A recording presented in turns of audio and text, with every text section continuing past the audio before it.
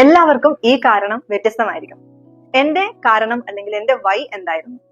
ഞാൻ MBBS പഠിച്ചുകൊണ്ടിരുന്ന സമയത്ത് സെഡൻഡറി ലൈഫ് സ്റ്റൈൽ ആണ് ഫോളോ ചെയ്തുകൊണ്ടിരുന്നത്. പ്രത്യേകിച്ച് വ്യായാമമോ ഫിസിക്കൽ ആക്ടിവിറ്റി, നടത്തം അങ്ങനെയുള്ള കാര്യങ്ങളൊന്നും ഫോളോ ചെയ്തിരുന്നില്ല. അപ്പൊ അതിനുശേഷം എന്ത് സംഭവിച്ചു? അതിനുശേഷം എനിക്ക് തുടർച്ചയായ ബാക്ക് പെയിൻ, നെക്ക് പെയിൻ, അതുകൂടാതെ പ്രീ ഡയബറ്റിക് സ്റ്റേജ് വരെ ഞാൻ എത്തിച്ചേർന്നു. സോ അതിനുശേഷമാണ് എനിക്ക് റിയലൈസേഷൻ ഉണ്ടായത്. അപ്പൊ ഈ ഒരു രീതിയിൽ മുന്നോട്ട് പോയി കഴിഞ്ഞാൽ വൈകാതെ തന്നെ ഞാനൊരു ഡയബറ്റിക് പേഷ്യന്റ് ആവാനും മറ്റു പലതരത്തിലുള്ള അസുഖങ്ങൾ വരാനും ഉള്ള സാധ്യത കൂടുതലാണ് എന്ന് മനസ്സിലായത്. സോ ഇത് ഒരു റീസൺ ആണ്. അതുകൂടാതെ ഒരു റീസൺ കൂടിയുണ്ട്. അപ്പൊ ഞാൻ ഒരു ഡോക്ടറാണ്, ഞാനൊരു സർട്ടിഫൈഡ് ഹെൽത്ത് കോച്ചാണ്. അപ്പൊ മറ്റുള്ളവർക്ക് ഞാൻ ഉപദേശങ്ങൾ കൊടുക്കുമ്പോൾ, മറ്റുള്ളവർക്ക് ഞാൻ ചെയ്യേണ്ട ടെക്നിക്കുകൾ, ടിപ്സ് പറഞ്ഞു കൊടുക്കുമ്പോൾ അതിനു മുന്നേ ഞാൻ ഹെൽത്തി ആണോ എന്നുള്ളത് ഉറപ്പുവരുത്തേണ്ടത് ഏറ്റവും പ്രധാനമാണ്. അപ്പൊ അതുകൊണ്ടാണ് ഞാൻ ആദ്യം തന്നെ എന്റെ ക്ലയന്റ് അല്ലെങ്കിൽ എന്റെ പേഷ്യന്റ് ഞാൻ തന്നെയാണ്.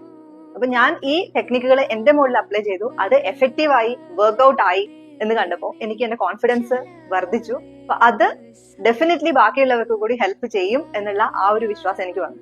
അപ്പൊ അത് ഞാൻ എന്റെ മുകളിൽ വർക്ക് ചെയ്തുകൊണ്ട് മാത്രമാണ് സാധിച്ചത്. സോ നിങ്ങൾ ചെയ്യേണ്ടത് ഇത്രയേ ഉള്ളൂ. നിങ്ങൾക്ക് നിങ്ങളുടെ വൈ ഐഡന്റിഫൈ ചെയ്യാൻ വേണ്ടിയിട്ടുള്ള ടൈമാണിത്.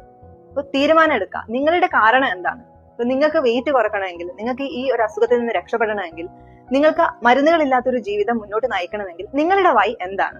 അത് കമന്റ് സെക്ഷനിൽ കമന്റ് ചെയ്യുക.